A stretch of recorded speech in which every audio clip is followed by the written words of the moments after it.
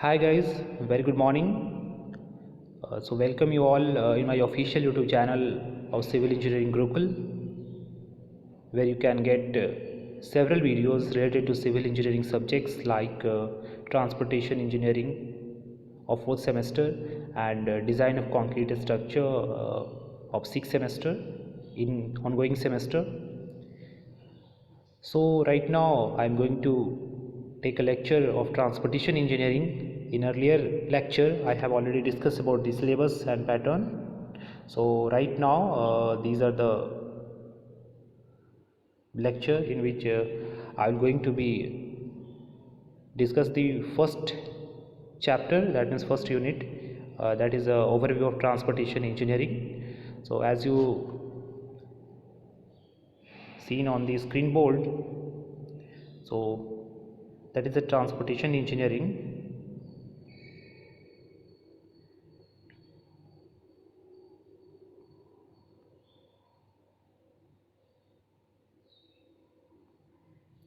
So these videos are very helpful for all students who are pursuing diploma from State Board of Technical Education Bihar. So as you seen on the screen board, there is various image related to railways, bridges and tunnel engineering. Why I am putting this image? Because in your syllabus the subject that would be covered like railway engineering, bridge engineering and tunnel engineering in your transportation engineering syllabus. Okay students, तो आप लोगों को civil engineering Gurukul के official YouTube channel में बहुत बहुत स्वागत है। इस पर्टिकुलर लेक्चर में हम लोग जो पहला यूनिट है ट्रांसपोर्टेशन इंजीनियरिंग का, जिसका नाम है ओवरव्यू ऑफ ट्रांसपोर्टेशन इंजीनियरिंग, उसके बारे में हम लोग डील करेंगे। ओके, तो ये जो वीडियोस है उन सभी स्टूडेंट के लिए काफ़ी हेल्पफुल होगा जो कि state board of technical education Bihar से, मतलब state board of technical education Bihar से जितने भी कॉलेज एफिलेटेड है, जो कि डिप्लोमा कॉलेजेस है, whether it is government whether it is a private, सभी पॉलिटेक्निक कॉलेज के स्टूडेंट्स जो कि सिविल इंजीनियरिंग फोर्थ सेमेस्टर के स्टूडेंट हैं उनके लिए काफ़ी हेल्पफुल होगा। सो जो भी स्टूडेंट इस वीडियोस को देख रहे हैं तो उन तक पहुंचाया जिनको ये नीड है, ताकि वो लोग भी इस वीडियो से काफ़ी हेल्प ले पाएँ। ओके, सो चलिए स्टार्ट करते हैं। So let start this syllabus. So let first discuss about the transportation engineering. So student, पहले हम लोग ट्रांसपोर्टेशन इंजीनियरिंग के बारे में डिस्कस कर लेते हैं। तो जैसे कि आप लोग यहाँ पे स्क्रीन बोर्ड पे देख पा रहे हैं, so transportation engineering is a branch of civil engineering that is involved in the planning, design, operation and maintenance of safe and efficient transportation systems. These systems include roadways, railways, airways and waterways. So in previous lecture I have already discussed about the transportation engineering. What is transportation? So transportation is nothing but a branch of civil engineering that involved in the planning, design, operation and maintenance of safe and efficient transportation system. Means transportation engineering civil engineering का एक important discipline है जो कि जो related है planning से, design से, operation से and maintenance of safe and efficient transportation system.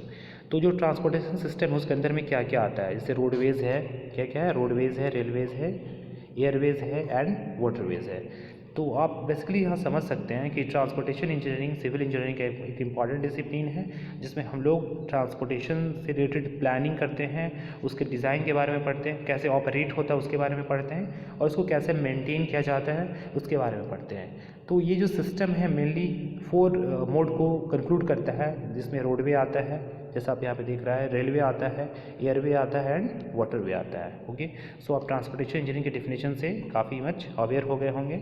चलिए आगे देख लेते हैं। सो नेक्स्ट है ट्रांसपोर्टेशन का जो रोल है, ट्रांसपोर्टेशन को क्या क्या है, क्या क्या रोल रिस्पॉन्सिबिलिटीज़ है ना ट्रांसपोर्टेशन सिस्टम का। तो देखिए सबसे पहला जो अगर हम रोल की बात करें ट्रांसपोर्टेशन सिस्टम का, तो पहला है, इसमें बात कर लेते हैं कि जैसे transportation contribute to the economical, industrial and social and cultural development of any country. जो ट्रांसपोर्टेशन है इकोनॉमिकल डेवलपमेंट में भी, इंडस्ट्रियल डेवलपमेंट में भी और सोशल एंड कल्चरल डेवलपमेंट में काफ़ी उसका कंट्रीब्यूशन होता है। Transportation is a very vital for economic development for any country. Every commodity, मतलब जो भी सामान है, needs transport facilities both at the production stage as well as a distribution stage. तो पहले आप इसका रोल ये समझें कि ये जो ट्रांसपोर्टेशन है उससे हमारे इकोनॉमिकल डेवलपमेंट होता है, उससे टैक्स आते हैं, उससे रेवेन्यू जनरेशन होता है। इसके अलावा जो भी इंडस्ट्रीज़ है, मान लो कि अगर आप कोई भी प्रोडक्शन कर रहे हो किसी भी सामान का इंडस्ट्रीज़ में, और अगर आपके पास ट्रांसपोर्ट नहीं है तो आप उस सामान को एक जगह से दूसरी जगह पे ले जा नहीं सकते हैं, जो कि काफ़ी इंपॉर्टेंट होता है कि आप जहाँ पे प्रोडक्शन कर रहे हैं किसी भी सामान का, मान लो कि आप यहाँ प्रोडक्शन कर रहे हो और आपको आगे मार्केट में ट्रांसफ़र करना है, तो उसके लिए आपको ट्रांसपोर्ट होना चाहिए, है ना। तो ये बहुत ही इंपॉर्टेंट रोल है ट्रांसपोर्टेशन के, कि ये इंडस्ट्रियल सेक्टर में भी सोशल एंड कल्चरल, मान लो कि आपको कोई भी चीज़ एक जगह से दूसरी जगह पर ट्रांसफ़र करना है तो उसके लिए आपको ट्रांसपोर्ट का ज़रूरत पड़ सकता नहीं है, पड़ता है। सो ये सारी जो चीज़ें हैं, इसके अलावा इंडस्ट्रियल डेवलपमेंट में जैसे कि मैंने बताया, औद्योगिक क्षेत्रों में कोई भी ऐसा सामान जिसका प्रोडक्शन आप कर रहे हैं मार्केट तक पहुंचाना चाहते हैं, तो वहाँ पे ट्रांसपोर्टेशन आपके लिए काफ़ी इंपॉर्टेंट होता है, ठीक है। ट्रांसपोर्टेशन प्रोडक्शन स्टेज में भी, और प्रोडक्शन करने के साथ साथ में अगर आप उसको डिस्ट्रीब्यूट करना चाहते हैं काफ़ी अदर स्टेट में, तो वहाँ पे भी आपको ट्रांसपोर्टेशन का काफ़ी इंपॉर्टेंट रोल होता है। तो अगर आपकी एग्जामिनेशन में आता है कि रोल ऑफ ट्रांसपोर्टेशन क्या है, तो आप लोग लिख सकते हैं, ठीक है। So I discuss the next topic, that is the importance of transportations. So there are various importance of transportation. First one is that they play an important role in the economic, social and commercial development of the countries. जैसे कि मैंने आपको बताया, ये जो country है, country के economical development में भी, सोशल में और कमर्शियल डेवलपमेंट में कंट्री को काफ़ी इंपॉर्टेंट रोल है। They help in cultural development of the country, cultural development में भी काफ़ी इंपॉर्टेंट है। They help in political development of the country. It play a vital role in development of rural areas of the country, ठीक है। Rural areas जो भी है, मान लो कि जो भी देहाती क्षेत्र है, अगर कोई भी प्रोडक्शन हो रहा है किसी भी सामान का विलेज एरियाज़ में, अगर आपके पास इफेक्टिव रोड नहीं है, रोड ट्रांसपोर्टेशन सिस्टम नहीं है, तो मान लो आपके एरिया में जो भी प्रोडक्शन हो रहा है उसको आप अर्बन रोड से कैसे जोड़ पाएंगे, ताकि जो भी आपके सामान गांव में हो रहे हैं उसको आप अर्बन एरिया में यानी शहरी क्षेत्रों में पहुंचाने के लिए ट्रांसपोर्टेशन का यूज़ करेंगे। तो ये भी काफ़ी इंपॉर्टेंट रोल करता है। नेक्स्ट है, दे इम्प्रूव द एम्प्लॉयमेंट अपॉर्चुनिटीज़। इसके अलावा एम्प्लॉयमेंट अपॉर्चुनिटीज़ को काफ़ी इंप्रूव करता है। जैसे कि अगर रेलवे है तो रेलवे में काफ़ी एम्प्लॉयज़ लोग काम करते हैं, डिफरेंट जो भी रेलवे जोन है वहाँ पे। तो एक तरीके से ये एम्प्लॉय को, यानी कि एक रोज़गार का ये भी एक साधन है।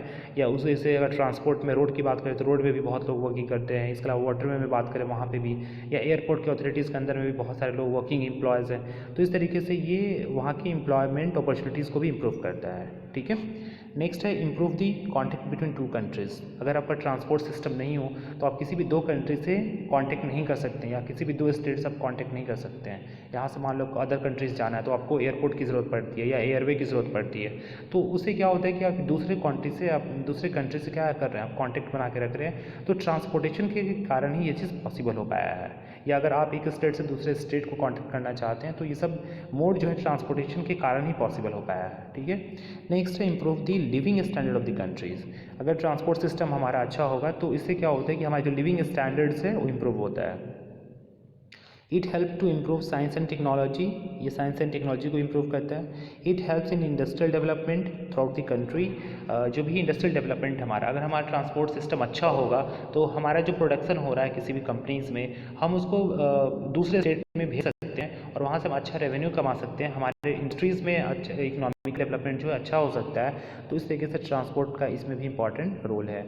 नेक्स्ट है, enhance the import and export of the country. अगर आपका ट्रांसपोर्ट सिस्टम होगा, मान लो एयरवे है या फिर वाटरवे है, तो हम एक्सपोर्ट और इम्पोर्ट कर सकते हैं। कोई भी सामान को भेज सकते हैं किसी दूसरे कंट्रीज़ में और वहाँ से हम कोई भी सामान मंगवा भी सकते हैं, जो कि काफ़ी ज़रूरी है किसी भी कंट्रीज़ के इकोनॉमिकल डेवलपमेंट के लिए, इम्पोर्ट एंड एक्सपोर्ट। तो ये कुछ इंपॉर्टेंट लाइन थे जिसके जो इम्पॉर्टेंट पॉइंट्स थे जिसमें रोल ऑफ ट्रांसपोर्टेशन या इंपॉर्टेंस ऑफ ट्रांसपोर्टेशन के बारे में आपको बताया गया है। ओके, आई होप कि आपको ये वीडियो ये लेक्चर जो है काफ़ी अच्छे से समझ में आ रहा होगा।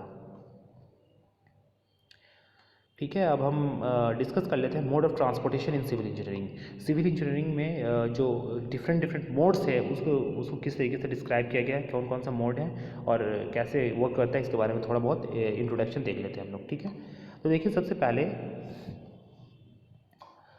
देखिए मोड आपको पता ही है, रोडवे है, रेलवे है, एयरवे है एंड वाटरवेज है। तो उसी के बारे में यहाँ पे थोड़ा सा इलेबोरेटेड फॉर्म में लिखा गया है। There are 3 basic mode of transportation, these are land, water and air.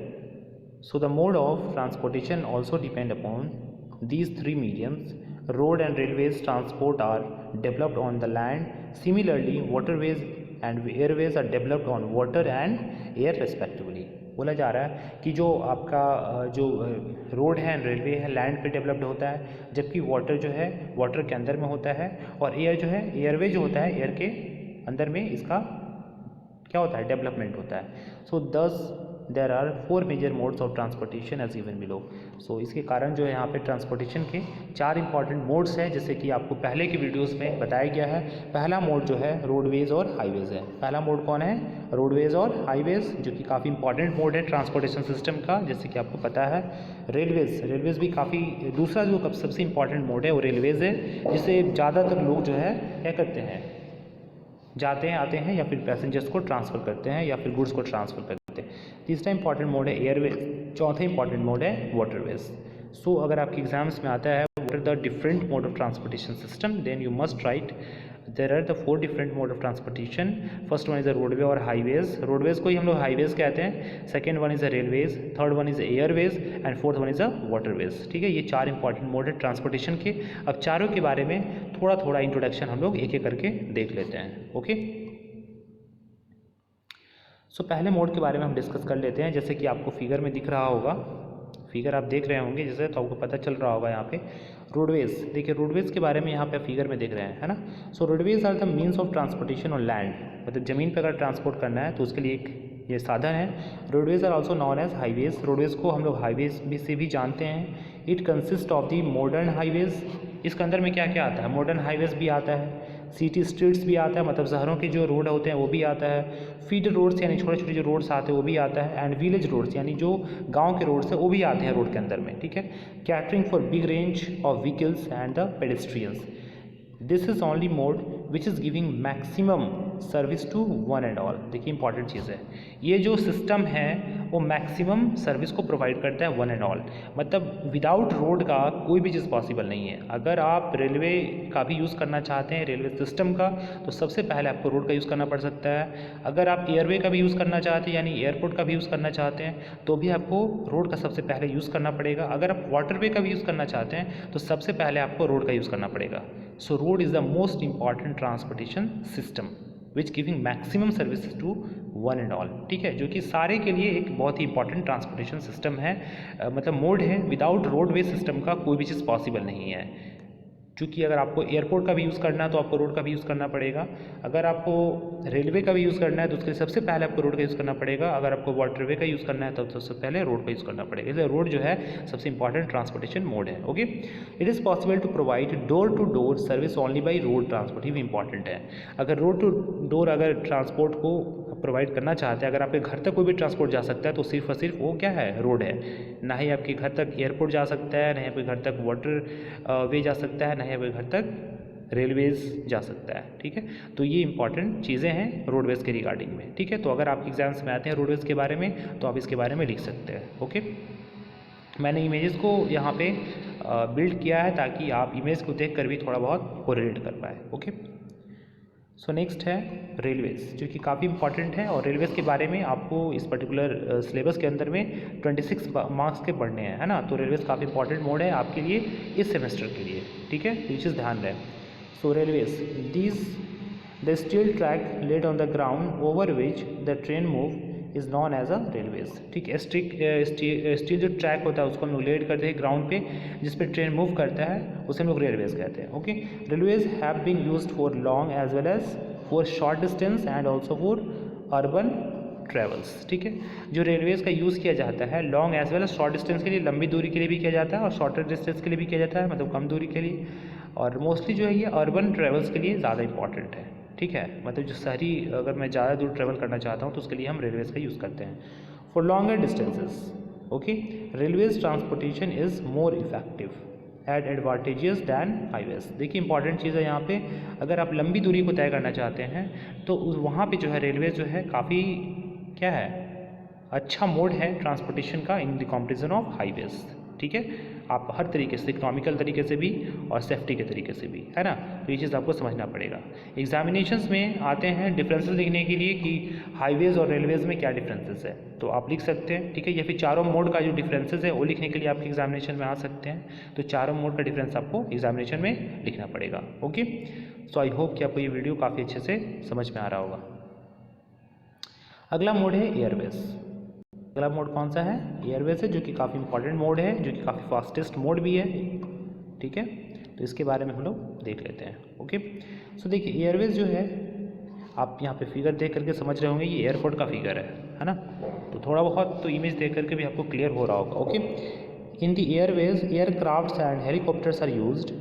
Air system of transportation is one of the fastest system, ठीक है।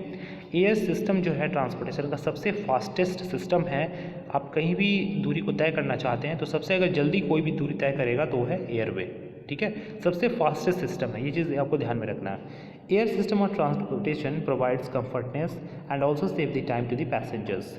एयर जो सिस्टम है ये आपको कंफर्ट प्रोवाइड करेगा। कंफर्ट मतलब काफ़ी कम समय में, यानी कि ये टाइम को भी सेव करता है ना। मान लो कि आपको यहाँ से दिल्ली जाना है, तो अगर रेल और अगर रोड का यूज़ करते हैं तो ज़्यादा टाइम लगेगा, उससे कम टाइम में आपको एयरवे मतलब अगर एयरवे से जाते हैं तो आप काफ़ी कम समय में पहुँच सकते हैं। तो एयरवे क्या है? काफ़ी फास्टेस्ट मोड है ट्रांसपोर्टेशन सिस्टम का। ये सारे पॉइंट आपको इंक्लूड करने हैं जब भी आपको डिफरेंसेस लिखने पड़ेंगे तो। Okay, but this system is more costly compare to all other mode of transportation. लेकिन इसके इसी तरफ एक और इसका डिमेरिट्स है कि ये जो है काफ़ी कॉस्टली होता है in the comparison of railways and highways, ठीक है। एयर तो टाइम को सेव कर रहा है आपका, लेकिन दूसरे से काफ़ी क्या है, अनइकोनॉमिकल है, यानी काफ़ी ये कॉस्टली है, ठीक है। तो आई होप कि आप ये समझ रहे होगे। तो बेसिकली आप एयरवेज के अंदर में आए, हम पढ़ते क्या है, इस एयरवेज के अंदर में हम पढ़ते हैं जो एयरपोर्ट होता है उसका डेवलपमेंट किस तरीके से होता है, एयरपोर्ट का कंस्ट्रक्शन किस तरीके से किया जाता है, उसका प्लानिंग एंड डेवलपमेंट किस तरीके से किया जाता है, ठीक है। जो कि आपके लेटर स्टेजेस में आगे आपको पढ़ने हैं, ठीक है। अभी सिर्फ और आपको पढ़ने हैं रेलवे के बारे में, ब्रिज के बारे में और टनल्स के बारे में, ठीक है। तो देखिए लास्ट जो मोड है हमारा, दैट इज़ कॉल्ड वाटरवेज, ठीक है। सो वाटरवेज आप यहाँ पे फिगर को देख करके जज कर पा रहे होंगे यहाँ पे, ठीक है। तो ये भी एक ट्रांसपोर्टेशन का मोड है, बट ये सबसे स्लोवेस्ट मोड है। देखिए सभी का अपना अपना एडवांटेज एंड डिसएडवांटेज है, ठीक है। तो आपने देखा कि ये जो है वाटरवे है सबसे स्लोवेस्ट है, काफ़ी ज़्यादा टाइम लेता है ट्रांसपोर्ट करने के लिए, है ना। देखिए the transportation by water is the slowest among the 4 modes, ठीक। ऑब्जेक्टिव में भी ये क्वेश्चन आ सकता है कि which is the slowest mode, which is the fastest mode, which is more economical, ठीक है। इस तरह के क्वेश्चन पूछे जा सकते हैं, ठीक है। So this mode of transportation uses oceans, rivers, canals and lakes for the movement of boats and ships, ठीक है। एक चीज़ तो आप समझ गए कि ट्रांसपोर्टेशन जो होता है वाटरवे के द्वारा सबसे स्लोएस्ट मोड है, ठीक है। इस मोड में हम लोग ओशियंस का यूज़ करते हैं, रिवर का यूज़ कर सकते हैं, कैनाल्स का यूज़ कर सकते हैं, तो इससे हम ट्रांसपोर्ट कर सकते हैं। Okay, by waterways human beings and materials are use to transport from one place to another with the help of ship and boat. Waterway में क्या करते हैं हम लोग, जो भी चीज़ ट्रांसफ़र करना चाहते हैं, कोई भी गुड्स हो या पैसेंजर्स हो, उसको हम लोग कैसे शिप के द्वारा या बोट्स के द्वारा हम लोग ट्रांसफ़र करते हैं। So transportation by this system is possible between the port on the sea routes or along the river or canal where inland transportation facilities are available. So ये कहाँ पे पॉसिबल है? जहाँ पे बंदरगाह है, जहाँ पे पोर्ट्स बने हुए हैं, ये जहाँ पे आइलैंड ट्रांसपोर्टेशन फैसिलिटीज़ है, जहाँ पे हम लोग ओशियन में या फिर रिवर्स में जहाँ पे पोर्ट्स है, बंदरगाह है, वहाँ पे पॉसिबल है ये ट्रांसपोर्टेशन सिस्टम, ठीक है। जबकि ये सबसे स्लोएस्ट मोड है। तो देखिए क्वेश्चन किस तरीके से आते हैं, क्वेश्चन आते हैं चारों में डिफरेंसेस के बारे में, वाटरवे के क्या डिफरेंसेस है, एयरवे में क्या डिफरेंसेस है, हाईवे में क्या है और रेलवेज़ में क्या है। तो ये चारों डिफरेंसेस आपको क्या करने पड़ेंगे, आपको जानने पड़ेंगे। ओके, तो जैसे जैसे मैंने आपको चारों चीज़ों के बारे में बताया, तो अगर आपके डिफरेंसेस के बारे में आते हैं तो आप चारों पॉइंट्स को बना करके लिख सकते हैं। ओके, सो आज के लेक्चर में हम लोगों ने देखा कि ट्रांसपोर्टेशन इंजीनियरिंग क्या है, ट्रांसपोर्टेशन इंजीनियरिंग में रोल क्या है ट्रांसपोर्टेशन इंजीनियरिंग का, कैसे डेवलपमेंट ऑफ नेशन में इसका योगदान है, ठीक है। और उसके अलावा हम लोगों ने देखा ट्रांसपोर्टेशन इंजीनियरिंग के डिफरेंट मोड्स क्या है और कैसे कैसे उसको डिफरेंशिएट किया गया है और उसका डेफिनेशंस क्या है, ठीक है। तो मुझे लगता है कि आपको ये वीडियो काफ़ी अच्छे से समझ आया होगा। अगर आपने इस वीडियो को समझा है तो आप अपने फ्रेंड्स को भी शेयर करें ताकि वो भी इस वीडियो से बेनिफिट ले पाएँ। So students, stay tuned. Thank you, God bless you all.